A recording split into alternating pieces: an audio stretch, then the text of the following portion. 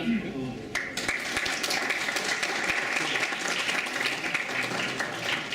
buenos días y muy agradecido con todos, primero con Dios, con mi familia, con mis viejos amigos de batalla, con los nuevos que agarraron la estafeta de los difíciles momentos de estar con pacientes con sufrimiento inútil, que nos lleva a ofrecer lo que hoy en día se llama cuidados paliativos. Inició como clínica del dolor, como el manejo de los síntomas. Por eso le puse aquí los 25 del 25, los 25 años de la clínica del dolor del Hospital 25. ¿Por qué empezamos con esta tarea de los manejos del dolor y los cuidados paliativos? Porque desde los años 50 que los sistemas de salud se implantaron en México, porque antes la práctica institucional no existía, antes de los 50. Y entonces México se ocupó de los trabajadores a través de las instituciones públicas para satisfacer las necesidades del control de las enfermedades que en aquel entonces eran pues las más frecuentes: diarreas, toses, fiebres. Pero los pacientes se morían de cáncer o se morían de enfermedades cardiovasculares porque no había medios ni métodos para poder mantenerlos vivos durante más tiempo. Entonces la expectativa de vida era muy corta. En los años 50 rebasaba los 50 años de edad, pero con muchas limitaciones. Yo me acuerdo de mi abuelo, murió a los 59 años y estaba muy deteriorado mi abuelo. Y en aquel entonces las instituciones públicas se ocuparon, porque los políticos en aquel entonces sí tenían decencia, se ocuparon los presupuestos para establecer las instituciones públicas como hoy las conocemos: el Instituto Mexicano de Seguro Social, el ISSSTE, de los trabajadores, Pemex, y todas las instituciones públicas de salud que daban apoyo a estos pacientes y podían volverlos al trabajo después de haberlos aliviado de sus problemas. Y eso fue la medicina que le llamamos resolutiva, a resolver problemas, ¿no? Pero después de los años 50, 60, 70, se estableció el sistema de medicina preventiva, donde empezaron las vacunaciones, empezaron los programas de vacunaciones nacionales, empezaron el lavado de manos, el aseo en los quirófanos, empezaron los medicamentos más importantes como los antibióticos empezaron a surgir en las instituciones, y entonces los pacientes empezaron a sobrevivir más tiempo porque ya estábamos previniendo enfermedades, las estábamos tratando, y entonces era el panorama actual hasta los años 90, donde se nos ocurre a los médicos meter la tecnología a la medicina. La tecnología metida en la medicina lo que hizo es que la gente ya no se muriera de infartos, porque les empezaron a poner stents, empezaron a hacer cirugías cardiovasculares, empezaron a meter medicamentos contra el cáncer, medicamentos contra las enfermedades reumáticas, y empezó a evolucionar la medicina para tener al ser humano sobreviviendo durante mucho más tiempo, pero no significando una mejor calidad de vida, sino hoy en día el modelo de paciente que vemos es un paciente de 70 años que lleva 5 enfermedades cargando, 6. Es diabético, es hipertenso, es obeso, tiene osteoartrosis y tiene problemas de cáncer. Y ahí lo ven, entrando a los consultorios y saliendo de los consultorios y consumiendo una gran cantidad de medicamentos que, cuando vemos estos modelos y continuamos con la tecnología basada en la medicina, las instituciones públicas se llenaron de pacientes. Lo hicieron insuficiente el Sistema Nacional de Salud. Ya no había camas, ya no hay camas, las cirugías se programan dentro de 6 meses, ya no hay, los consultorios están repletos de pacientes. Y las más de las veces estos pacientes son pacientes, como yo les llamo pacientes frecuentes, son los que vienen cada mes por sus medicamentos. Y cada paciente se lleva en su bolsa entre 2.500 y 4.000 pesos de medicamentos por mes. Entonces el Sistema Nacional de Salud no tiene poder para poder solventar ese gasto, para poder solventar esa merma que hace el tener tantos medicamentos y tantas operaciones para mantenerlos sobreviviendo. Y vemos que el paciente de 65 años ya está jubilado, tiene 5 o 6 enfermedades y está acudiendo a los sistemas nacionales de salud para satisfacer su sobrevivencia. Y dijo Julio Frenk en aquel entonces: somos víctimas de nuestros propios aciertos. Hicimos también la chamba que ahora nos quedamos con el remanente que se llama la enfermedad crónica. La enfermedad crónica nos ofrece este panorama: enfermedades crónicas y sus complicaciones. Un enfermo llega al hospital por 2 razones muy importantes: porque tiene síntomas descontrolados de una enfermedad o porque se complicó de una enfermedad crónica. Hoy en día es la urgencia absoluta en este hospital, y las urgencias absolutas en los hospitales de casi todo el país, sobre todo los oncológicos, los que tienen pacientes geriátricos. Vamos a tener una consulta reiterativa por enfermedades crónicas, por complicaciones de las enfermedades. Un enfermo diabético, ¿cuántas veces se complica de muchas cosas? Coma diabético, tiene hiperglucemia severa, tiene un pie diabético, tiene infecciones renales. O sea, la reiteración del internamiento es porque esa enfermedad crónica la mantuvimos en un estatus de control y el paciente entra en descontrol. Entra en control y en descontrol. Y entonces tenemos una población flotante, enferma, muy importante, porque la educación en México es tan deficiente en cuestión de salud que ustedes pueden ver a un diabético metiéndose 15, 20, 30 unidades de insulina y comiéndose 20 tacos o 10 tacos de una Coca-Cola. Así somos de ridículos en el aspecto del control de las enfermedades crónicas. Entonces estamos enfrente de este escenario que es bastante importante, pero el problema no queda ahí. Los síntomas de las enfermedades son los que campean la urgencia siempre en el hospital. El paciente con dolor, con sangrado, con tos, con ahogo, con caquexia, con malestar general, con mioclonias, con comezón, con prurito, con ansiedad. Todos estos pacientes nos van a ofrecer un reto a los médicos que estamos en las salas de emergencias o que estamos en los hospitales para poder paliar de alguna forma el sustrato de la enfermedad que se llama síntoma. El síntoma es el que lleva al paciente a los hospitales. Y entonces ya tenemos la enfermedad crónica, la complicación y los síntomas que nos van a traer una gran cantidad de pacientes hacia un sistema que tenemos que gobernar de alguna forma, porque no tenemos la capacidad de atención, y entonces tenemos que entrar a un panorama que es los cuidados paliativos.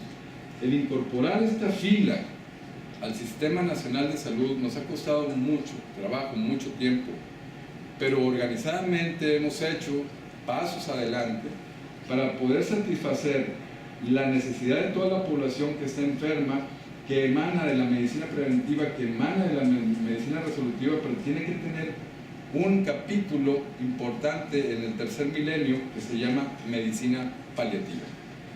Porque la medicina paliativa es un sistema nacional de salud que va a romper con esa hiperpoblación que tienen de carga los hospitales. Entonces, esta es una medida que ya adoptaron muchos países antes que nosotros, y estamos hablando de países muy avanzados como Estados Unidos, como Canadá, como muchos países europeos, y esto nace en Inglaterra, esta modalidad, pero aquí en México, el doctor Vicente García Olivera, mi maestro, pues es el pionero en las clínicas del dolor, como bien dijo el doctor Sepúlveda.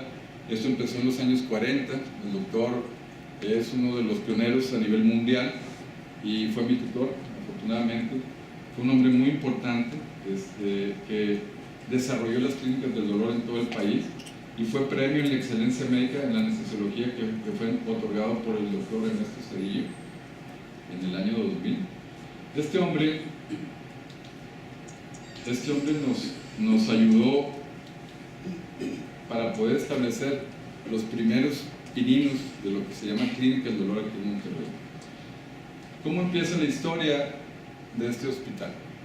Empieza con el doctor Olivares, que creyó en mí cuando le dije, oiga, yo me quiero ir a México a hacer Clínica del Dolor, y él hizo todo lo que estuvo en sus manos, y se lo reconozco y se lo agradezco, de que fue la primera beca que se dio del Seguro Social hacia la Secretaría de Salud.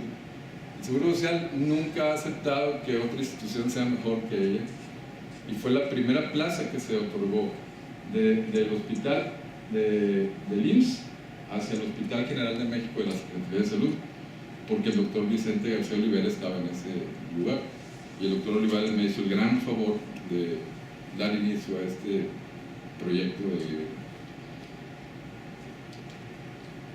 Aquí estamos con el doctor Vicente García Olivera en su quinta en el Chico Hidalgo, me decía siempre sin albur, el doctor García Olivera y el doctor Guillermo Arechiga de Guadalajara, y él es el doctor John Monica, que es el padre, se le considera el padre de las clínicas del dolor en el mundo, compañero y amigo del doctor Vicente García Olivera, o sea que me subía a hombros de titanes para poder ver más allá.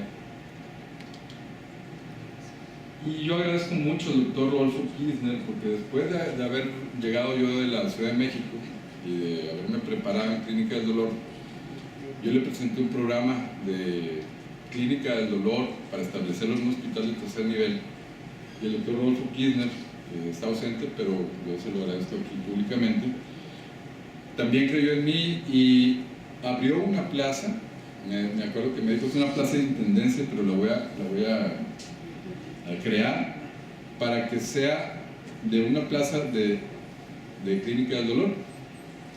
Y yo llegué a este hospital, me presenté, lo único que le pedí es que no dependiera yo de quirófano, porque yo no quería dar anestesia, sino quería manejo del dolor, y se me otorgó la plaza. Y esta silla tiene un porqué, la fotografía, porque el doctor Romualdo Sotelo también está ausente, pero está presente aquí. Me dijo, no hay consultorios en oncología, agarran esa silla y consulten el pasillo. Y ahí empecé viendo pacientes oncológicos con sufrimiento inútil, como le llamo yo, porque el sufrimiento es opcional y es inútil. Si nosotros logramos cambiar la realidad de un paciente a través del manejo del sufrimiento, vamos a cambiar la realidad también de su familia y del hospital mismo. Me retraté en ese escritorio porque en este escritorio empecé.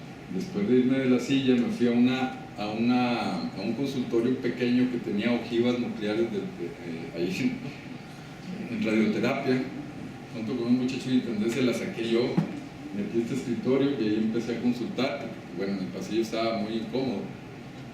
Me agencié una silla de allá afuera y me traje este escritorio roído que estaba, y me lo encontré que todavía está vivo. Y ahí empecé manejando el sufrimiento ajeno, como dice mi maestro, porque es el que mejor se tolera, el dolor y el sufrimiento ajeno. Pero hicimos un proyecto que tuvo sus asegúnes en todo el camino.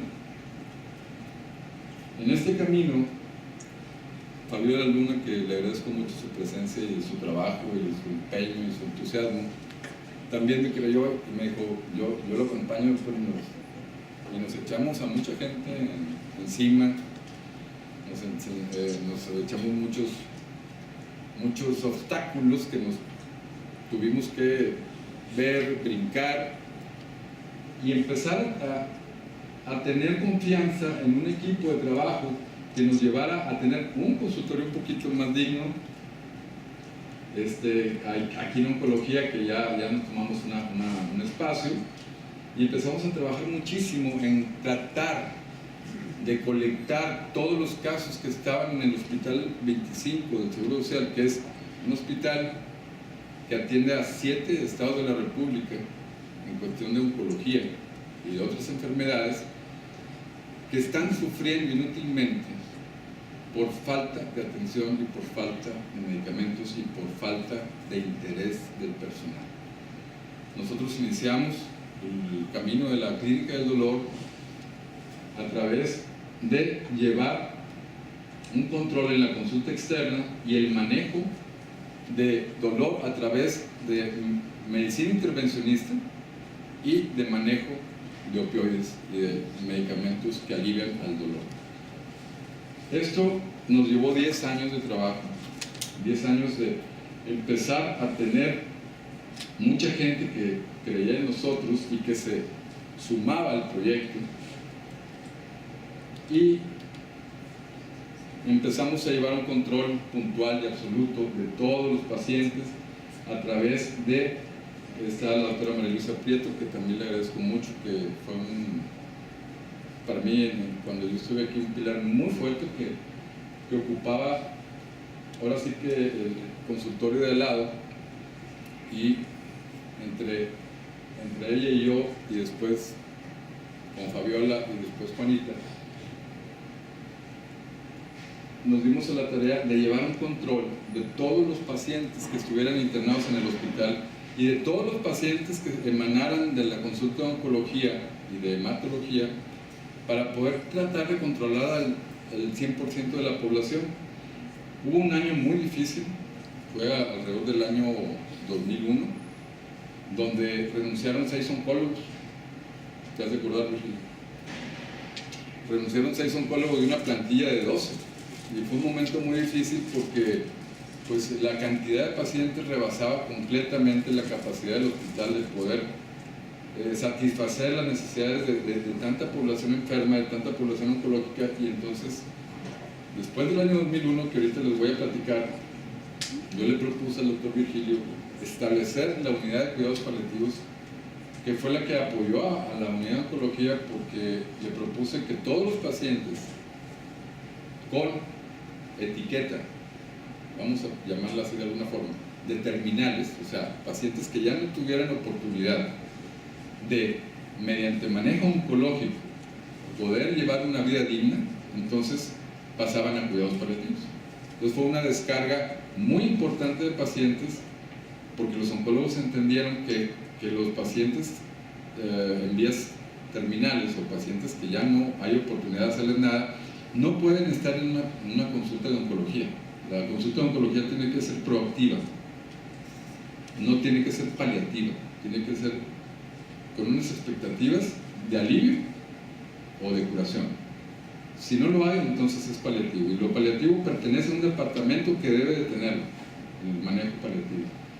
Y se entendió la señal y empezamos a tener una cantidad enorme de pacientes, pero con herramientas ya, con posibilidades, porque quiero que sepan que en este hospital nos tardamos 12 años en tener la primera ampolleta de morfina, y fue una pelea muy dura porque los analgésicos opioides estaban proscritos, eran odiados los opioides, y para mí eran adorados, y la pelea de tenerlos en el cuadro básico de medicamentos nos tardó 12 años.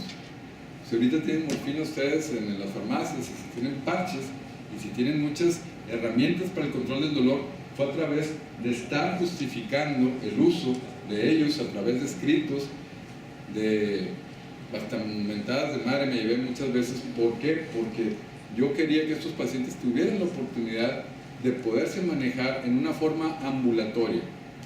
Porque ¿saben qué es lo peor del ser humano? Lo peor a lo que puede enfrentar el ser humano no es la enfermedad, no es el dolor, no es la pobreza. Lo peor que tiene un ser humano para poder aguantar se llama pérdida de la autonomía. ¿Por qué creen que a los forajidos los meten a la prisión? ¿Qué significa la prisión para una persona? Que pierdo la autonomía, no me puedo mover, no puedo salir, no puedo ir al baño, no puedo hacer nada porque perdí la autonomía. Una enfermedad, como el cáncer, nos da tantos síntomas que nos lleva a perder la autonomía.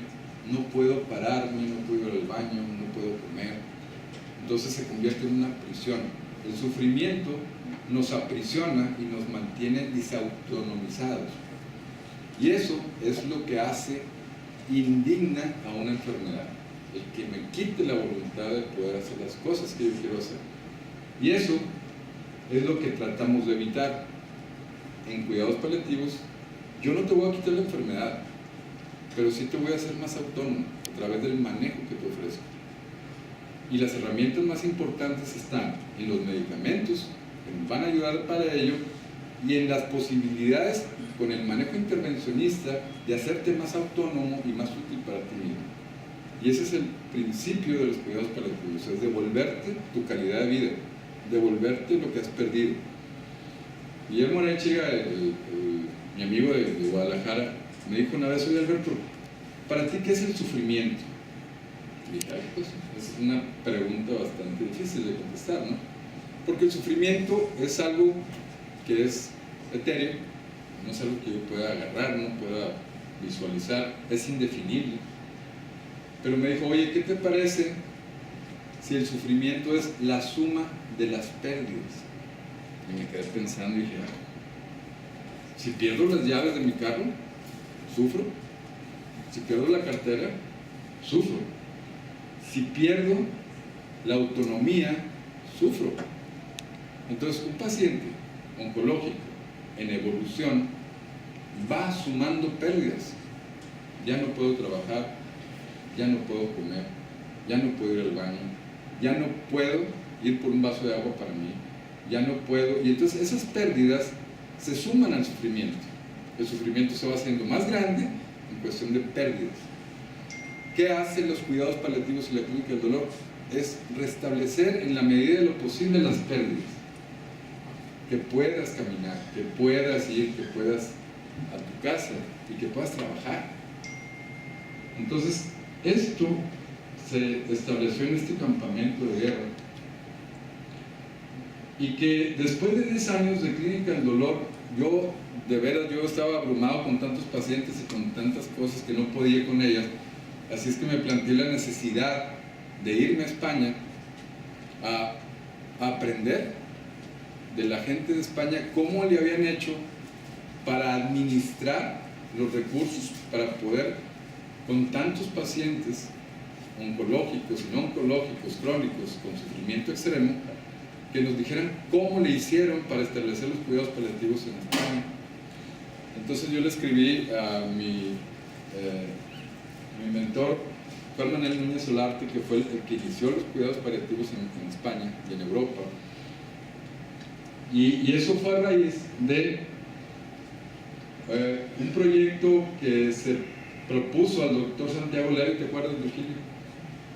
Aquí en Monterrey, en el año 2003, el doctor Santiago Levy nos ayudó a darnos 2 plazas más. Estábamos Fabiola y yo, y el doctor Santiago Levy, que era el director del instituto en aquel entonces, nos otorgó otras 2 plazas. Entonces crecimos al 100%. Tuvimos 2 plazas más, y es donde entra María Luisa Prieto, y es donde entra Juanito. Y entonces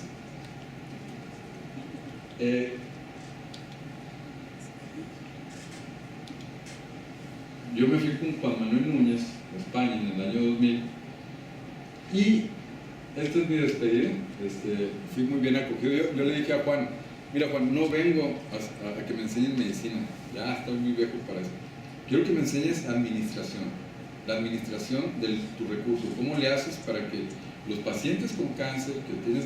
Esta es la unidad de oncología del Hospital Gregorio Marañón. Esta es la unidad del Príncipe de Asturias. Este hospital tiene 2.200 camas.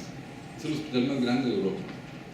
Y la unidad de oncología tiene la unidad de cuidados paliativos en el 5º piso de este edificio. Y el personal está muy activo siempre para el manejo de los cuidados paliativos. Y como pueden ver, en aquel entonces todavía los hospitales se podían dar unos banquetazos ahí con las enfermeras y con los médicos. Fumaban los pacientes aquí, y como ven, aquí hay vino. Estamos en el ala del hospital, hay vino y había cerveza, nos la pasamos bien ahí en el hospital. Bueno, este hombre me ayudó mucho a hacer un corte a los 10 años de la Clínica del Dolor. Vamos a hacer un corte, vamos a hacer qué estamos haciendo y qué vamos a hacer. Bueno, hicimos un corte de julio del 92 a julio del 2002, donde vimos, Fabiola y yo, 11.372 consultas, interconsultas hospital 2.600, bloqueos e infiltraciones con fluoroscopía 2.700, hospitalizaciones guiadas por nosotros para poder ayudar al paciente a manejar los síntomas, analgesia ambulatoria. Estos eran nuestros pininos, 100 casos de analgesia ambulatoria. Empezábamos a hacer analgesia ambulatoria con opioides. Entonces hicimos acciones médicas y de enfermería conjuntas, 17.838 acciones. Este número, métenselo aquí en la cabeza porque lo vamos a manejar ahorita, 17.800 acciones. Porque en el 2003, en marzo, establecimos, gracias al doctor Virgilio en aquel entonces, lo que le llamamos la medicina paliativa en el paciente terminal, con el Programa Regional de Atención y Adiestramiento en Clínica del Dolor y Cuidados Paliativos en esta unidad. Como dijimos antes, este hospital se encarga de la mayor parte de la población norteña, que es muy activa. Son de las más activas porque es donde hay más trabajadores, donde hay más gente que se enferma de enfermedades como el cáncer.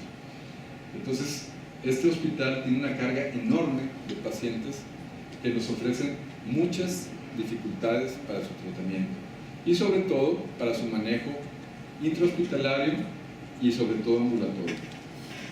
Entonces, lo que empezamos a hacer, el equipo de trabajo de los cuidados paliativos, es: vamos a proponernos que todos los pacientes que puedan estar en casa, que se vayan a la casa. Entonces empezamos a hacer acciones específicas para mantener a los pacientes libres de síntomas, pero con el plus de estar en su casa, o estar trabajando, o estar haciendo una vida útil fuera del hospital. Porque antes de eso los pacientes solían estar 3, 4, 5 semanas con el mismo dolor y con un manejo insuficiente. No había propuesta. Nada más había contemplación. Yo le llamaba medicina contemplativa. ¿Cómo sigue, don Juan? Ay, doctor, traigo el mismo dolor y no se me quita. Miren, le voy a hacer un estudio y mañana vemos cómo está. El médico va 5 minutos, lo ve 5 minutos y el paciente está 24 horas esperando qué va a pasar el día de mañana. Pero el paciente no es de aquí, es de San Luis Potosí. Y la señora está con él y los niños están con la vecina.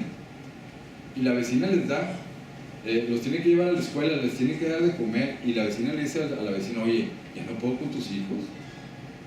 Pero espérame, es que todavía no nos dan de alta a mi viejo.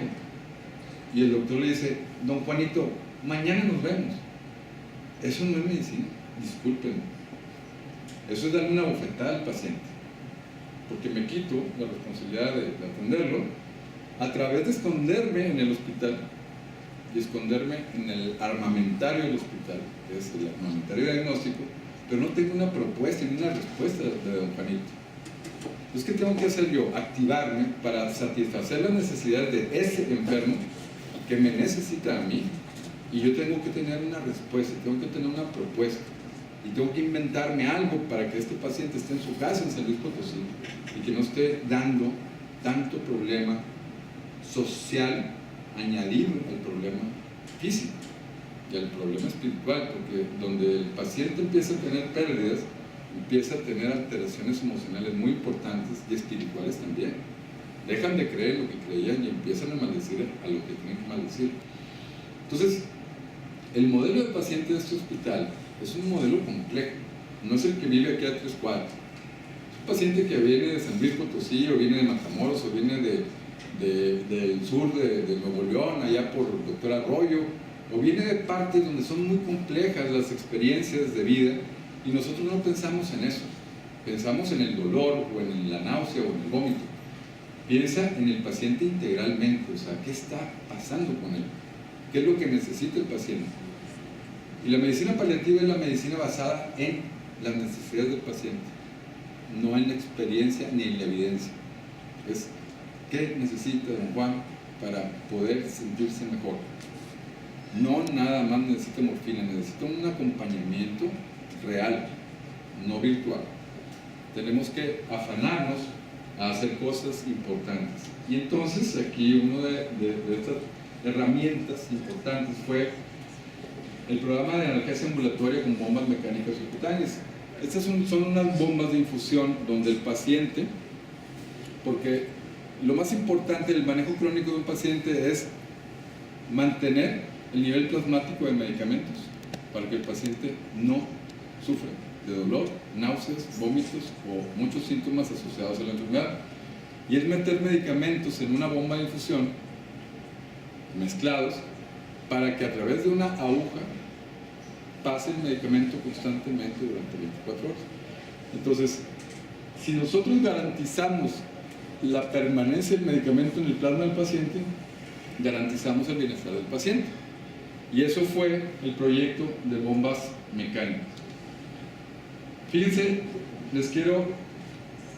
Aquí está Fabiola y Juanita manejando a un paciente crónico, que estos pacientitos llegaban al consultorio y llegan todavía. Les ponemos los dispositivos móviles y se van a su casa. Se van a su casa. Vienen nada más a lo que le llamábamos el refil. Vamos a refiliar los medicamentos que estamos manejando. Por ejemplo, esta niña, esta mujer de 40 años, cáncer de mama, ustedes van a decir, pues se ve bien la señora, sí, nada más que murió 2 meses después de esta fotografía. O sea, estaba en estadio terminal. Pero fíjense eso, boca pintada, arracada, estaba vestida para ir a trabajar y tenía su bombita de infusión ambulatoria por el dispositivo que le estaba poniendo Fabiola en este momento. O sea, esta paciente se iba a trabajar y se estaba muriendo, pero dignamente, teniendo su calidad de vida óptima. Y eso se logró. Y lo siguen logrando todos los días, porque estas caras nos motivan a tener acciones que nos mueven a tener realidades. Por ejemplo, esta fotografía es de un familiar que viene por el medicamento, ya ni siquiera el paciente, este paciente era foráneo. Viene el paciente y le damos nosotros las bolsas con medicamentos ya en los contenedores para que él se lo conecte. Esa es una labor encomiable que hicieron las enfermeras toda la vida y que lo siguen haciendo. Es al familiar lo activan como un enfermero activo en casa, le dan toda la información, le dicen cómo cambiar los medicamentos, cómo asear al paciente. O sea, activamos a los pacientes, y creo que todavía se hace aquí los miércoles, se reúnen a todos los familiares de los pacientes y se activan como enfermeros activos para poder continuar la labor de nosotros en su casa. Y eso nos da mucho gusto, porque los familiares de los pacientes casi siempre no saben qué hacer con el paciente. Es que no sé, doctor. Ah, no sabes, yo te voy a enseñar. Entonces, cuando activamos a los familiares cuando hay pérdida ya del familiar, sintieron que hicieron mucho por su paciente. Y entonces el sufrimiento a posteriori no es tan importante, porque hicieron todo lo realmente posible por tener a un familiar muy bien la mayor parte del tiempo. Ahí está Juanita llevando el registro del consumo de los medicamentos, el rellenado de las bombas, la aplicación de las bombas. Y lo que me da mucho gusto también es que antes los pacientes se infectaban cuando les ponían las campanitas aquí. Se infectaban porque no se limpiaban esas bombas. Entonces las enfermeras de clínica del dolor dijeron: vamos a hacer un programa, doctor, donde vamos a limpiar todos los catéteres todos los meses. Entonces los tambores que se aplican a los pacientes oncológicos, los catéteres endovenosos, dejaron de infectarse, dejaron de retirarse, y entonces hubo una optimización del recurso muy importantemente solamente por el aseo. Esa es una acción paliativa. Pues dejar que el paciente tenga un beneficio de que no se infecte de los catéteres endovenosos. Lo que logramos también, y lo que pudimos ver desde el 2003, la muerte en hospital era muy frecuente y llegamos a contabilizar las muertes en casa mucho más frecuentemente que en el hospital. La mortalidad dentro de las 48 horas bajó casi un 50%, que es un índice muy importante de la mortalidad dentro de las 48 horas, porque cuando alguien se muere dentro de las 48 horas dentro del hospital, quiere decir, me lo trajeron a morir. Y el hospital no es un mortuorio, el hospital es un lugar donde hay que activar para poder ayudar a los enfermos. Entonces, estos índices nos hablan de que las clínicas del dolor y los cuidados paliativos empezaron a tener una gran actividad. Por ejemplo, los consumos de, por ejemplo, sulfato de morfina, consumo por mes y consumo promedio anual fueron 7.500 ampolletas en un año. En ese entonces, Centro Médico Nacional consumía 1.200 ampolletas al año. Nosotros estábamos consumiendo 7 veces lo que estaba consumiendo el Centro Médico Nacional. Y la OMS, la Organización Mundial de la Salud, solamente te cree que tienes cuidados paliativos solamente por el consumo de opioides. Si no tienes consumo de opioides en un programa de cuidados paliativos, no estás haciendo cuidados paliativos. No puedes darle palmaditas al paciente y decirle estoy contigo. Eso no es cuidados paliativos. Disculpen, ¿qué están haciendo?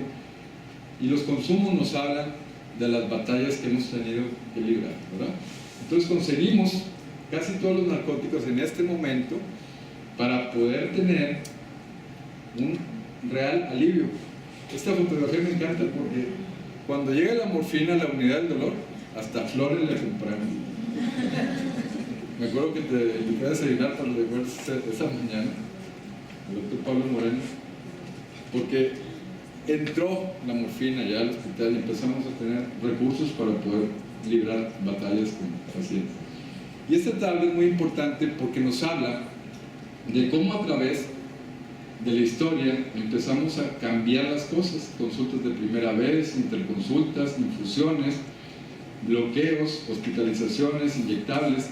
¿Y se acuerdan de aquel número que hicimos en 10 años, 17.800 acciones?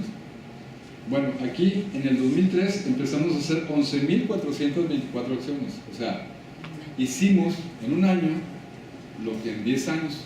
Y eso fue, lo fuimos incrementando hasta que en el 2010 hicimos 22.000 acciones en un año. ¿Qué fue lo que hicimos? Organizamos nuestro trabajo, lo compactamos, lo activamos y lo hicimos un sistema. Sistemáticamente hacíamos las cosas. Por ejemplo, una de las llaves que nos abrió esto es de que todos los miércoles de todas las semanas podía venir cualquier paciente a pedir recetas. Eso no lo existía en un hospital. A veces hacíamos hasta 300 recetas por día. ¿Por qué? Porque la llave es que el paciente siempre debe tener el medicamento. Siempre. No hay opción. El paciente que entra a un sistema de cuidados paliativos, no podemos decirle no hay. Porque el paciente confía en nosotros y confía en el hospital. Entonces, eran muchas las guerras de ir con el tipo de abastos y decirle, oye, espérame, ¿cómo que no va a haber morfina para diciembre? Pues no va a haber, doctor. Bueno, voy a ir con el arquitecto Benavides a decirle que tú no les vas a dar el medicamento. No, espérame, no hagas eso. Sí, voy a ir a multimedios, porque no podemos decirle al paciente no hay. Yo les digo que cuando un paciente consume narcóticos, es como a un bebé, cuando le dan leche y luego le quieren dar suero. El bebé va a llorar y el paciente también. Entonces no podemos hacer que el paciente carezca del recurso que le ofrecemos desde el principio. Es indigno cuando a un paciente lo metemos opioides y luego queremos sacar de opioides porque no hay. Entonces estas acciones se fueron multiplicando, increciendo, y creo que tienen las mismas cifras en este momento, pero este es un modelo que empezó a tener resultados tan importantes que ahorita los van a ver. Por ejemplo, esta es otra tabla donde yo digo el modelo oncológico puro del manejo del paciente crónico, el manejo puro del paciente con cáncer es a través de radioterapia, quimioterapia y cirugía. Este modelo aproximadamente es un costo por paciente de 20 a 32 mil pesos por día.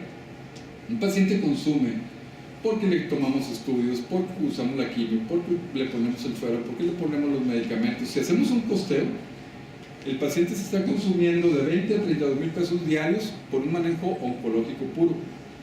Después hicimos un modelo de manejo de síntomas sin manejo oncológico, solamente el manejo de dolor y síntomas asociados al cáncer. Y es un modelo que es costoso como quiera, son 6,500 pesos. Porque el costo cama hospital de este hospital en aquel entonces, o sea, una cama de un hospital cuesta 5,000 pesos diarios, más los medicamentos, nos da un costo aproximado de 6,500 pesos. Si yo le digo a un paciente, oye, te doy 6,500 pesos diarios y te vas a tu casa, claro, venga, porque con esos 6,500 va con un médico privado y va a comprar medicamentos. Eso es lo que nos cuesta tener pacientes internados en el hospital. Entonces, este costo no nos lleva a ningún ahorro, pero si hacemos los modelos domiciliarios del manejo de síntomas y el manejo domiciliario del manejo oncológico, los ahorros se van a ver visualizados aquí. Y esto sucedió en este hospital. Empezamos a tener ahorros verdaderos por no internamiento. Ese no internamiento se llevó hasta oncología. En el 9º piso se hizo la unidad de quimioterapia ambulatoria, lo cual redujo el internamiento al paciente oncológico por cáncer y por manejo de síntomas. Y eso hizo a este hospital un ejemplo nacional.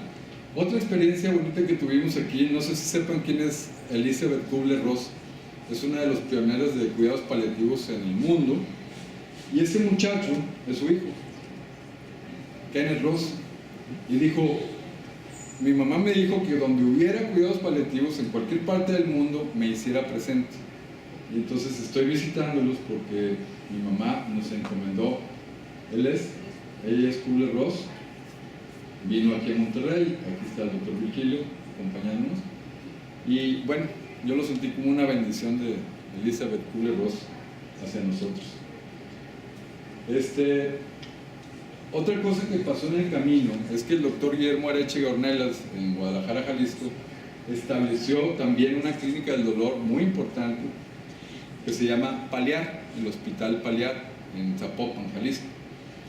Y cuando inauguró su centro de dolor y cuidados paliativos en Jalisco, me hizo el honor de ponerle al quirófano mi nombre, dado que yo estuve mucho tiempo yendo a Guadalajara a entrenar a muchachos allá en Jalisco, y entonces a esta sala quirúrgica le puso mi nombre y eso fue un honor porque todavía está vigente. Después sucede algo importante. Guillermo Arechiga, que es él, y este hombre que está en Yucatán y él en Querétaro, nos afanamos en hacer un trabajo, un proyecto, porque éramos las únicas clínicas de cuidados paliativos que existían en el país, y esto fue en el 2003. Presentamos un proyecto legislativo, o sea, empezamos a legislar hacia los cuidados paliativos porque dijimos, no puede llover de abajo para arriba, nunca, siempre se llueve de arriba para abajo, entonces tenemos que legislarlo, hacerlo ley, para que sea vigente en todo el Sistema Nacional de Salud. Y empezamos a hacer los trabajos primeros legislativos para poder tener una iniciativa relativa al dolor y su tratamiento, así como los derechos de los enfermos terminales. Lo presentamos en la Cámara de Diputados en el Salón Verde, en la Ciudad de México.